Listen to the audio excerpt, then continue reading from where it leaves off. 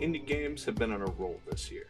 First, we had Sifu, where you play as a badass martial artist trying to get revenge on the man who murdered your family. A fun, fast, beat-em-up thriller from start to finish. Then, we got Neon White, a fast-paced, card-based first-person shooter where you play as a badass demon who is sent to heaven to compete in a chance to stay there. Now, for the first time, game developer Blue 12 Studios make a game where you play as a badass cat.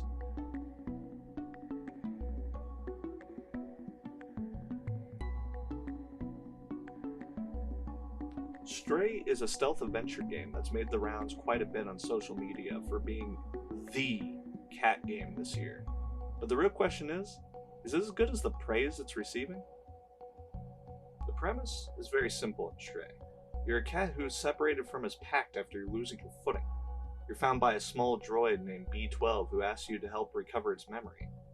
You travel around a cyberpunk-esque city to find the mystery surrounding your new friend's lost memories and the weird place that you're now stuck in. While there's a few twists and turns, the story's pretty straightforward. The plot can be summarized within 2 paragraphs. Here it is right here, the 2 paragraphs that I found on Wikipedia that summarize the whole story. It's that short. These plot twists are interesting, but none of these points really have much to do with our main character. I'm not going to spoil anything about the later half of the story. The story ends a bit disappointingly as some plot points are not properly explained, mainly the origins of the main threat that appears in the game.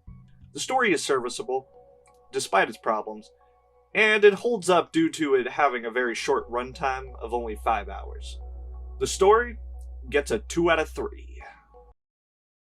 Playing as a cat is a novelty you're going to love or get bored of after about the first hour or so of this game. Moving around the sprawling cyberpunk-esque city is fun within that first hour due to how the cat moves through small corridors and jumping gracefully from ledge to ledge. You soon realize that there's not really much to do or see within these big maps besides looking for the 27 collectibles that are scattered throughout the game, which in my opinion is not a lot to go out and see and collect. These collectibles basically being memories that give you a little bit more context to the story that's going on. There's not much replay value to the game due to this. You have the collectibles and you have your main objectives, and really that's about it. You're going to play the game for about 5 hours, be one and done, and it'll be it. And if that's worth $30, that's definitely up to you. NPCs don't really feel like they have their own unique character due to repeating dialogues, especially when you search through the city for clues and you give 6 NPCs that supposedly all have different names, give you the same exact dialogue every single time. There are certain things you can knock over from time to time, but they don't really affect anything outside of a few scripted events. Jumping around is very limited due to you only being able to traverse certain snap points that are shown throughout the game. Basically, the jump button will show to a ledge. You'll be able to jump to that ledge, but only that particular point that the developer has allowed you to jump to. Despite all this, the game does a good job at making you feel like a cat. You get a dedicated meow button. You can sleep. You can scratch up doors and rugs. All these features don't really add much to your overall objective, but they do give you good tools to roleplay as a cat despite how limiting everything else is. So if you want to play this game just to roleplay as the cat, you're in the right place despite my nitpicks of the cute cat game for the year.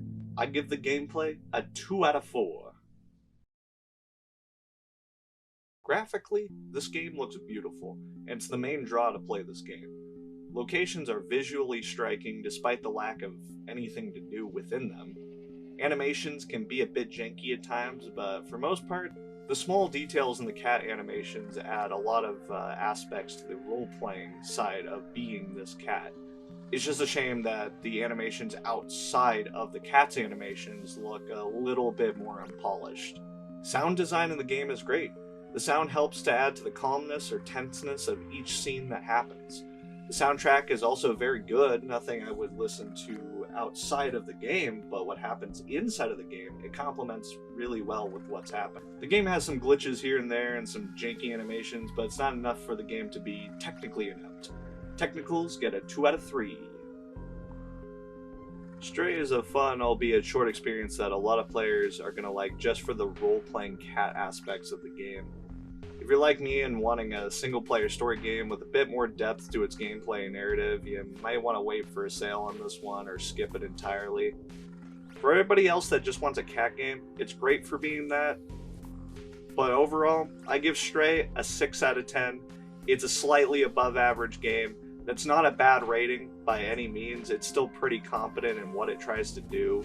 It's just something that didn't capture me in all the aspects that it was trying to. But hey, it's got a Persona 5 reference, and many Steam users have said the cat-like mechanics are amazing. So you know what? Fuck the 6 out of 10. It gets a 10 out of 10 for being a cat game. Thank you guys for watching my first review. I'm going to be doing some more reviews in the future. Some news content's going to be coming out very soon. I'm going to be streaming tomorrow, so go check out the stream. I'm going to be streaming Billy Hatcher and the Giant Egg, so if you want to see that, subscribe. If you like this review and you want to see more, there's still a lot more to come on this channel, and I haven't even done any news videos yet. So thank you guys for watching.